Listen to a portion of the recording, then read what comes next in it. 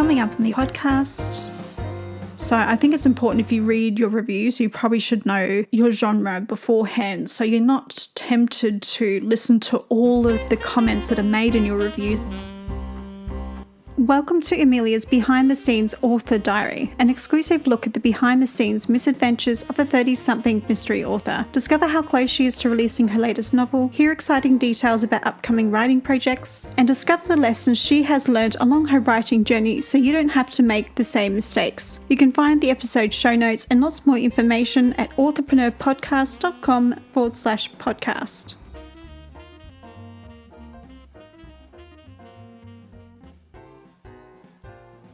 Hello writers, as November flips open on my calendar, so does the launch date for my novella. In amongst the busyness of preparing my book for release, I ran into an alarming issue with Etsy that led me to question whether I will continue recommending them to creative businesses. And it's not just me having this issue. As you might have guessed, it's a case of guilty till proven innocent. But back to preparing my book release. I decided to take the plunge and use BookSirens to find advanced readers after feeling disappointed by another service. On top of this, I discuss the highs and lows of reading my reviews. So stay tuned for all of this and much more. Just to let you know, this episode was recorded on Thursday the 6th of January, so this show is primarily me looking back at November. If you're on YouTube, you'll notice that I've gone back to an audio-only version of the podcast. I've had to pull the plug on the video podcast episode because I couldn't do everything and something had to go.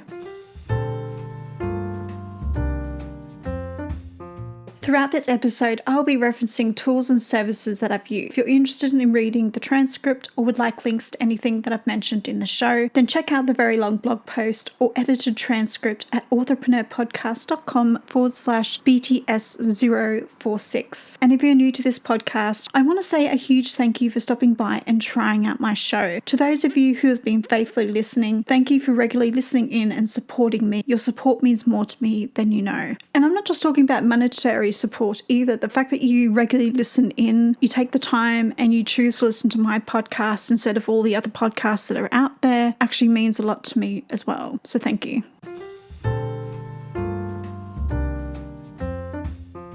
In November, I pulled the plug and signed up for BookSirens after getting next to no ARC signups on Booksprout. I signed up for the promote pricing plan, which costs $10 plus $2 per download. For the sake of full disclosure, you are being charged by BookSirens for finding you a reader and not the reviews, because there's no guarantee you'll get a review. It's just these people like to leave reviews, they like to get ARC copies, and they're very familiar with what they are and what the author is hoping from them, but you really are paying for them finding the reader, and they in a sense do all of the hard work for you in regards to finding readers. On the first day, I received 3 downloads. By the end of the month, 8 readers had signed up to read The Candidate, and I received 2 5-star reviews on Amazon and Goodreads. One of those readers also left a 5-star review on BookBub. Over on Amazon and Goodreads, I received 1 4-star review. Those were my first 3 reviews, and I was happy that things were going better this time around. But good things don't last. At the close of November, I received my first 3 and 2-star reviews.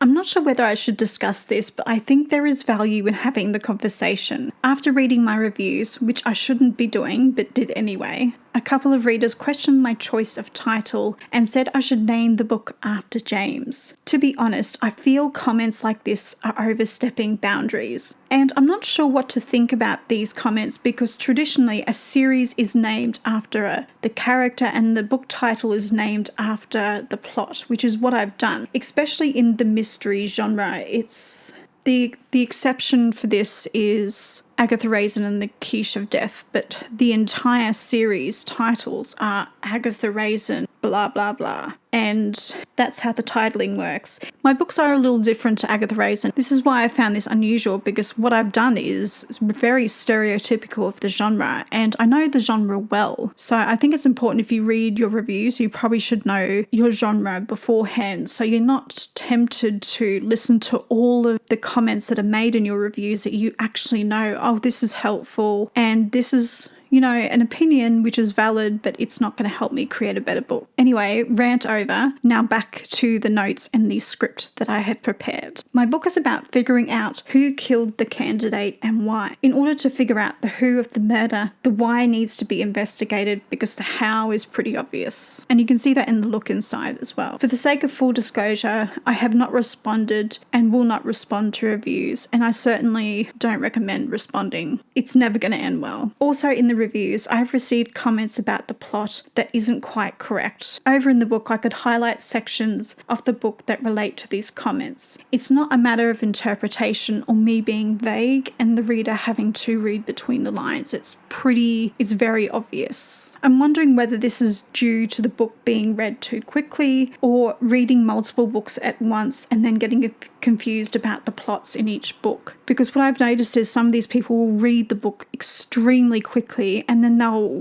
dump a few reviews down on the same day, and then they'll continue this on a daily basis. So I'm not sure how they're keeping up with the reading, and I think if you read this quickly, you're skimming through the book and you could miss these subtle pieces of information that if you don't read like at a regular pace, like the way the book is intended to be read. Like you can read the book in a sitting and it's designed for that, but it's not, like realistically the book should take 2 or 3 hours. But you get it. I have no idea where this confusion could have come from because it is quite obvious. To be honest, this seems to be the biggest issue with using services like this that source advanced readers on your behalf. Along with the fact that I'm inviting criticism by enlisting in these services, some people criticize everything and will be snarky. It's in their nature. Like I've gotten a few snarky comments about, was there a word count? And really catty comments like that, or even people saying I don't like novellas, and I'm like, well, it's sort of in the title, it says it's a novella, why did you read it? I feel like people have just thought, okay, I need to write a book review. In order to be taken seriously, I need to be a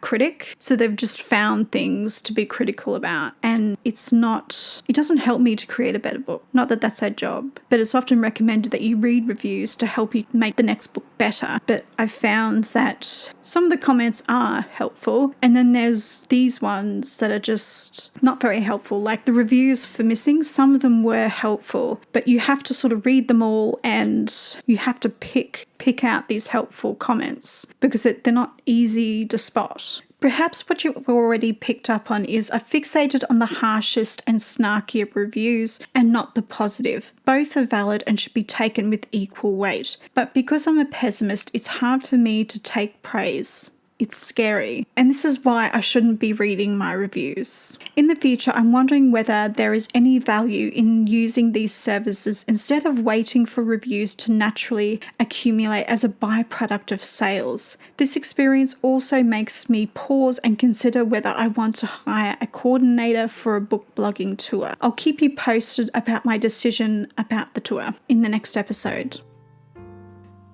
If you've heard something useful in this episode that was helpful to you and you'd like to support the show, then buy me a coffee for as little as $2 at buymeacoffee.com/author80hey. During the first few days of November, I received an email from Amazon alerting me of the cut-off date to upload the final version of The Candidate because it was on pre-order. Because I'm a pessimist, I panicked. Much to my relief, on Monday the 8th of November, I received the proofread manuscript back from my editor. After 3.5 hours, the proofread for The Candidate was complete. In Microsoft Word, I accepted the track changes and copied the manuscript on a chapter-by-chapter basis to Scrivener and Vellum. Each time I made changes to the manuscript in Scrivener, I created a snapshot just in case I made a mistake and needed to revert back to an earlier version. Next, I exported the book files from Vellum and uploaded the novella to all the stores. Because the proofread was completed, I copied the edited chapters across to the various sample ebooks that I created earlier and updated them on BookFunnel. And that was just so whoever was going to download the samples from my website or from Booksprout would receive the very best version of my book.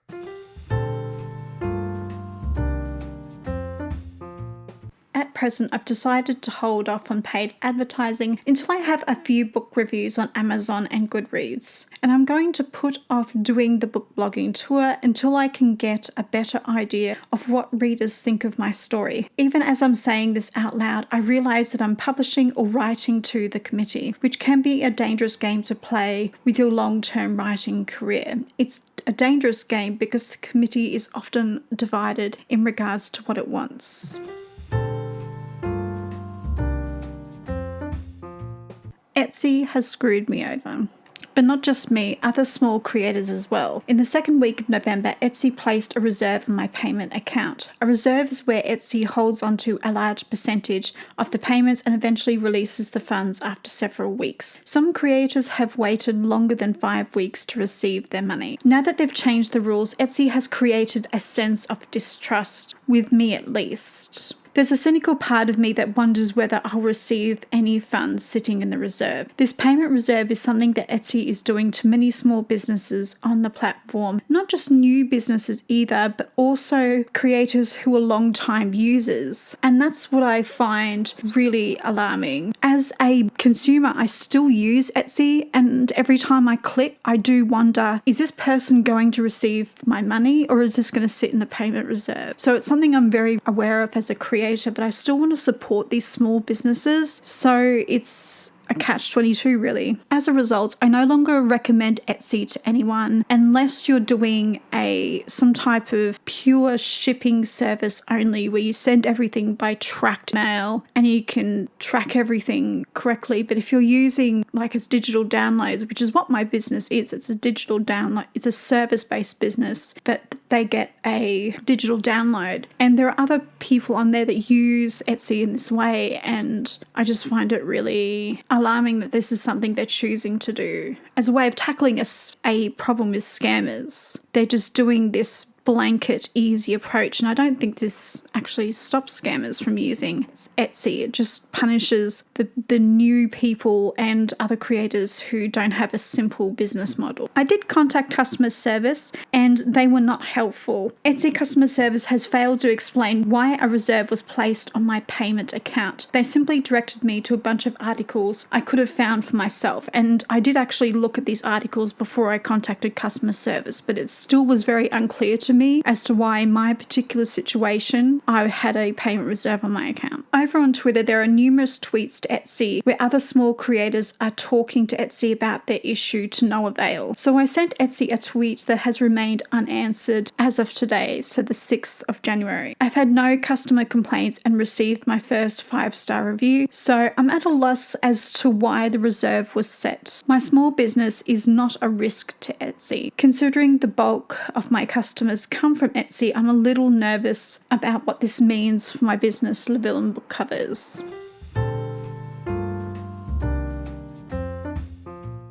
Now for the good news. At the same time the reserve was set, a client purchased my set of 3 Witch Cozy Mysteries. However, Etsy struggled to process the payment and cancelled the order. This led the client to come over to my website and purchase from me directly. As a result, I managed to fix the issues I was having connecting PayPal to my website and made a sale.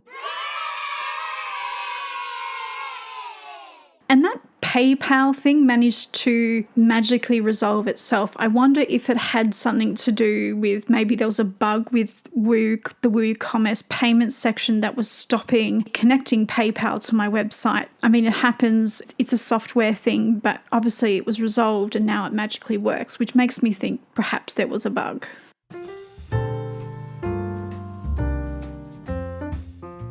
Also in November, I designed 2 sets of 3 pre-made cozy mystery covers, so that's 6 ebook covers. 1 set of 3 features a travel blogger. The second set is about a magic library. There's no witch on the cover, just a black cat, magic dust, and a ton of books. After this, I got a bit of cover design fatigue and couldn't design another cover, so I had to pivot and focus on something else. And I think this fatigue came from me designing things just back to back. Obviously that's not something that's going to work for me. I know now, and in the future I'll space out the cover designs, especially if I'm going to do a set of 3 for the cozy mysteries.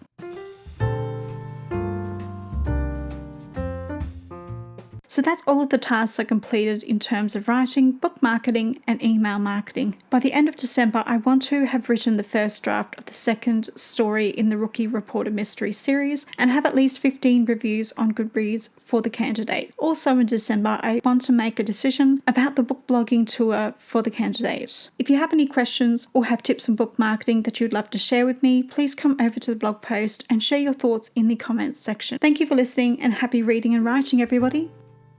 Thank you for listening to Amelia's Behind the Scenes Author Diary. You can find the episode show notes, back catalogue episodes, and lots more information at authorpreneurpodcast.com/podcast. I'm your host, Amelia, and I'll see you in the next Behind the Scenes Author Diary episode.